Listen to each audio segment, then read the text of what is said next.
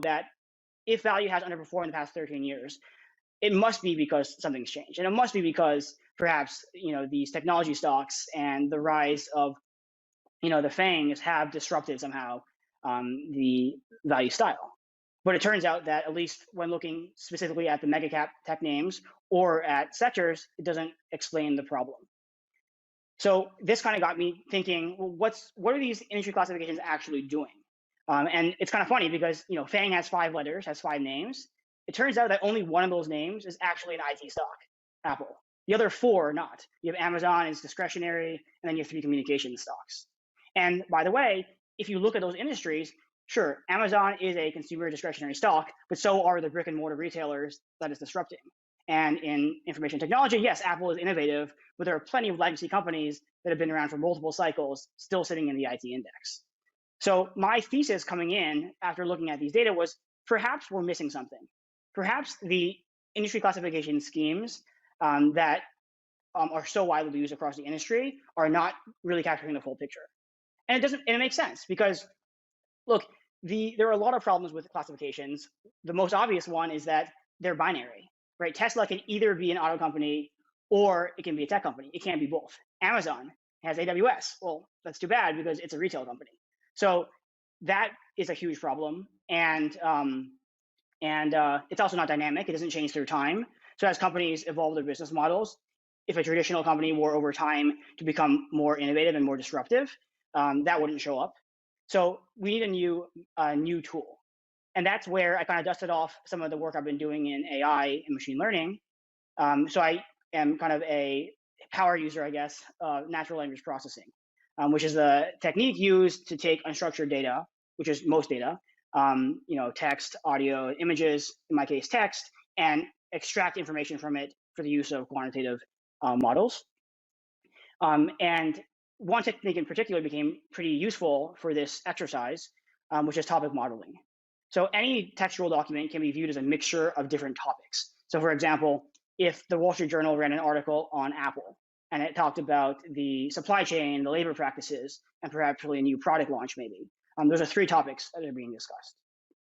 So I actually have a chart. I think it's pretty cool. I think it's exhibit 12 in the value paper, where I call it the disruption meta-narrative, where I'm able to take all the different words that appear in news documents, financial filings, earnings calls, and cluster them in like a 2-dimensional projection next to each other. And it's super interesting because you find that words align themselves according to disruption. So you have words that are talking about e-commerce or mobile, cloud computing, cybersecurity, AI, and these things all sit next to each other in this projection. And then you have non-disruptive words, off to the side. And the confluence of all these things is what I call the disruption meta-narrative. And what I'm able to do is go through all these documents for all companies and look at how exposed each company is to this narrative. And I effectively score each company, say from -1 to 1, on how disruptive they are. For the sake of simplicity, for this paper, I just reduced that to a binary classification. In other words, either you are disruptive or you're not. And this is where you can kind of see the overlap, but not perfect correlation between industries and disruption. Like it turns out, for instance, that most IT companies are somewhat disruptive and not many financials are. With that being said, there are still 20% of financials that are disruptive and 20% of IT companies that are non-disruptive. So you found you were basically able to isolate within industries how much disruption was occurring within that industry and then look at value sort of in that context. I mean, the disruption classification is distinct from industries, but just as a way of kind of cross-tabulating how similar or different it might be, I looked within industry to see what percentage of names are disruptive.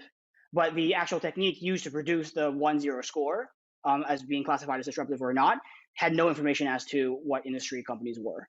Did you look at this on the long side as well? So you would think, given what's gone on in the past decade, there's a lot of different ways to classify maybe growth type companies, but this seems like a really interesting way to do it. It seems like this would perform very well, if you were using this on the long side to try to select your portfolio of stocks. Did you look at it that way as well?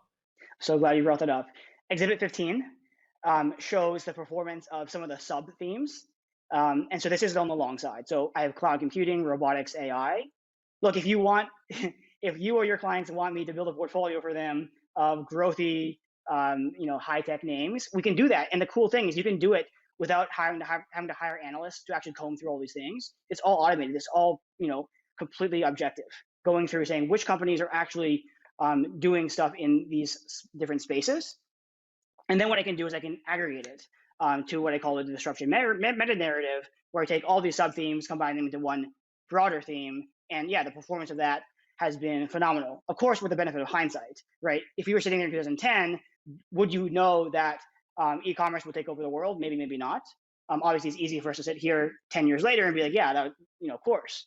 But that being said, if someone wanted to say, I think my portfolio is underexposed to growthy names, and not just kind of the traditional growth names defined as like, 1 year increase in like earnings per share, but growth names as defined by being in these kind of themes, these baskets of disruptive technologies, then yeah, this would be a really interesting way of doing that. You may not have looked at this, but does it look really different in terms of if I was using more traditional growth metrics, if I was using sales growth or earnings growth, does what you come up with in a disruptive portfolio look very different than that, or does it have pretty high overlap? It's much higher octane because it is kind of explicitly focused more on specific themes, disruptive technology themes, as opposed to companies can grow their earnings through just like blocking and tackling, just traditional channels, and they would also show up in the growth index, but wouldn't show up here.